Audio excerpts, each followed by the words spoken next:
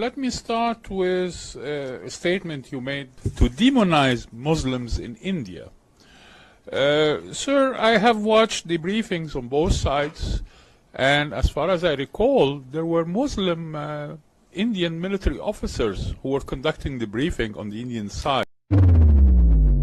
कैमरे पर बेइज्जत हो गए बिलावल। आज सियासी टेस्ट ट्यूब बेबी ने कहा है कि पहलगाम आतंकी हमले के बाद भारत में मुस्लिमों को टारगेट किया जा रहा है, जिस पर विदेशी मुस्लिम पत्रकार ने सवाल उठाए। उन्होंने कहा कि भारत के ऑपरेशन सिंदूर की ब्रीफिंग की अगुवाई तो एक मुस्लिम अधिकारी ने की थी। इस पर बिलावल भुट्टो कुछ बोल ही नहीं पाए। ये शख्स कोई और नहीं बल्कि पाकिस्तान के विदेश मंत्री बिलावल भुट्टो हैं। बात हम कर रहे हैं इस वक्त बिलावल भुट्टो जरदारी साहब, जो उन्होंने एक चीज को माना है और उसका एतराफ किया है, वो है जी पाकिस्तान का फेलियर। शहबाज शरीफ साहब ने एक हाई प्रोफाइल डेलीगेशन जो है पार्लियामेंटेरियंस का वो तश्कील दिया है, वो बनाया है और उसमें उसको लीड करेंगे बिलावल भुट्टो जरदारी। कि जब बारिश आता है तो पानी आता है, तब ज्यादा बारिश आता है तो ज्यादा पानी आता है। पत्रकार ने बताया, और उस पत्रकार का हिंदुस्तान से कोई वास्ता नहीं है। ऑपरेशन सिंदूर की ब्रीफिंग खुद एक मुस्लिम अधिकारी ने की, वो कह रहा है मुस्लिम पत्रकार, और भुट्टो उसके बाद सन चुप। वो वाला मुद्दा जिसके ऊपर किसी जमाने में पाकिस्तान बड़ा फ्रंट फुट पे आके होता था, लेकिन आज वो बैक फुट पे कैसे चला गया। जय हिंद दोस्तों, जैसा कि आप लोगों ने वीडियो में देखा, आतंकवाद पर भारत के ऑपरेशन सिंदूर अटैक के बाद पाकिस्तान ने भारत की नकल करते हुए यूरोप और मिडिल ईस्ट के देशों में अपना प्रतिनिधिमंडल तो भेज दिया, लेकिन वहां पर उनकी अंतर्राष्ट्रीय फजीहत हो गई और पाकिस्तान के पूर्व विदेश मंत्री बिलावल भुट्टो की यूनाइटेड नेशंस में जबरदस्त बेइज्जती हो गई। एक तरह से आप कह सकते हैं कि बिलावल भुट्टो को आगे से कोई जवाब देते नहीं बना और वो मुंह ताकते रह गया। बस झूठ बोलने की आदत से मजबूर बिलावल से एक गलती हो गई। उन्होंने ने मुस्लिम विक्टिम कार्ड का रोना रोने लगे। उन्होंने ये टिप्पणी यूनाइटेड नेशंस के एक प्रेस कॉन्फ्रेंस में की थी। तुरंत वहां मौजूद एक विदेशी मुस्लिम पत्रकार ने उन्हें आईना दिखा दिया। भारत में मुसलमानों के बारे में बिलावल के घटिया दावों पर पलटवार करते हुए यह विदेशी मुस्लिम पत्रकार ने बिलावल भुट्टो को करारा जवाब देते हुए कहा, मैंने ऑपरेशन सिंदूर के बाद भारत और पाकिस्तान दोनों की सेना की तरफ से हुई ब्रीफिंग देखी है। पत्रकार ने बिलावल को याद दिलाया कि ऑपरेशन सिंदूर पर भारत के ब्रीफिंग का नेतृत्व एक मुस्लिम भारतीय सेना अधिकारी कर्नल सोफिया कुरैशी ने किया था। इस पर आप क्या कहेंगे? इस पर बिलावल भुट्टो ने चुप्पी साध लिया। हमारे अगर कुछ चल रहा है तो ये जरूर चलाया जा रहा है कि हम जी भेज रहे हैं, यानी हमारे प्राइम मिनिस्टर शहबाज शरीफ साहब ने एक हाई प्रोफाइल डेलीगेशन जो है पार्लियामेंटेरियंस का वो तश्कील दिया है, वो बनाया है और उसमें उसको लीड करेंगे बिलावल भुट्टो जरदारी। जी हाँ, बिलावल भुट्टो जरदारी उस डेलीगेशन को लीड करेंगे और डिफरेंट कंट्रीज में जाकर ये बताएंगे कि जी भारत ने हमारे ऊपर अटैक कर दिया। अच्छा, भारत ने हमारे ऊपर अटैक कर दिया, भारत ने हमारी बिल्डिंग्स तोड़ दी, हमारे बंदे मार दिए। लेकिन बिलावल साहब, जब कोई आपसे ये पूछेगा कि भारत ने ऐसा क्यों किया, क्या ऐसे ही बैठे बैठे भारत के पेट में गोले उठे होते हैं, चलो बेकार बैठे, खाली बैठे, कोई काम करने को नहीं है, टीवी पे भी कुछ नहीं आ रहा, तो ऐसा करते जाके पाकिस्तान में जो है ना मिसाइल्स फेंक कर आ जाते हैं। यकीनन ऐसा तो नहीं हुआ होगा ना।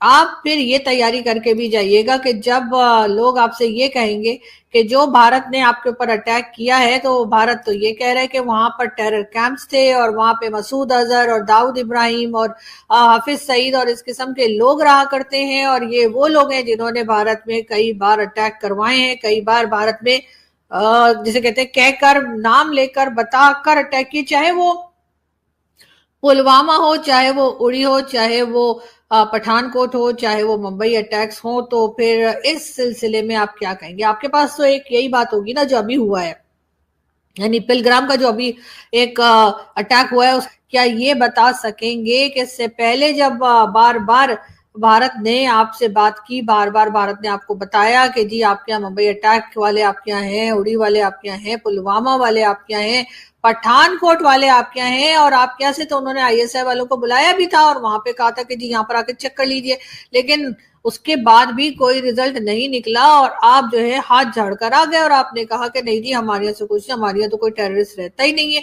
ये बात तो इस वक्त के डिफेंस मिनिस्टर साहब का भी कहना है। एक तरफ तो ये साहब कहते हैं कि जी पाकिस्तान पिछले 15 साल से जो है इसी तरह के मिलिटेंट्स को पाल रहा है, और 30 साल से मिलिटेंट्स को पाल रहा है अमेरिका के कहने पर।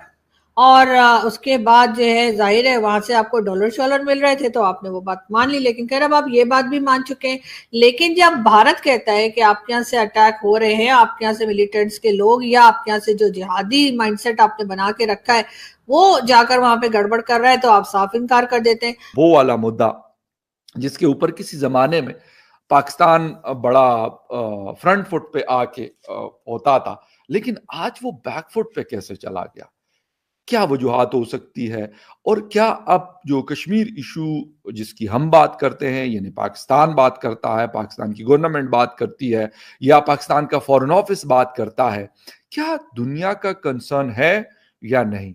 मुझे लगता है कि शायद अब दुनिया, आई थिंक सो, बल्कि ये बात दिन ब दिन बड़ी क्लियर होती जा रही है कि दुनिया अब कश्मीर के हवाले से बहुत ही कम बात करती है। अगर पहले 50% 60% बात होती थी तो आज शायद 4% या 5% बात होती है, यानी 95% नहीं होती। अच्छा, यहां पर बहुत सारे हमारे इंडिया में देखने वाले या हमारे इंडियन दोस्त वो कहते हैं कि यार ये मुद्दा नहीं है, ये नहीं है, वो नहीं है। खैर, वो एक अलग बड़ा एक बहस है। वो कहते हैं हमारा इंटरनल मैटर है, तो वो भी, उसके ऊपर भी बहस हो सकती है कि जी इंटरनल है, एक्सटर्नल है, क्या है, क्या नहीं है।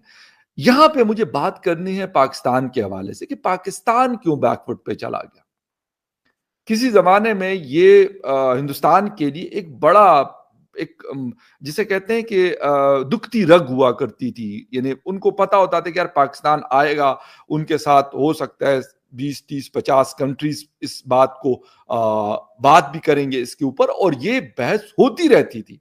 ऐसा नहीं है कि ये बहस नहीं होती थी, बट एक चीज हुई कि हिंदुस्तान ने इसके ऊपर थ्रू आउट ए टाइम उन्होंने वर्क किया, करते रहे। ऐसा किया जिस तरीके से हम पुराने वक्तों में टेस्ट इनिंग्स देखा करते थे। मैं आज की एग्जांपल इसलिए नहीं देता कि अब वो बहुत लंबी इनिंग जो है बहुत कम हमें देखने को मिलती है, स्पेशली जो मॉडर्न टेस्ट क्रिकेट है इसमें कम होता है। इतना लंबा कोई नहीं खेलता जो ट्रिपल सेंचुरी और ब्रायन लारा की तरह 475 और मतलब इस तरह के इनिंग्स जो है अब हमें नहीं मिलती ये चीजें।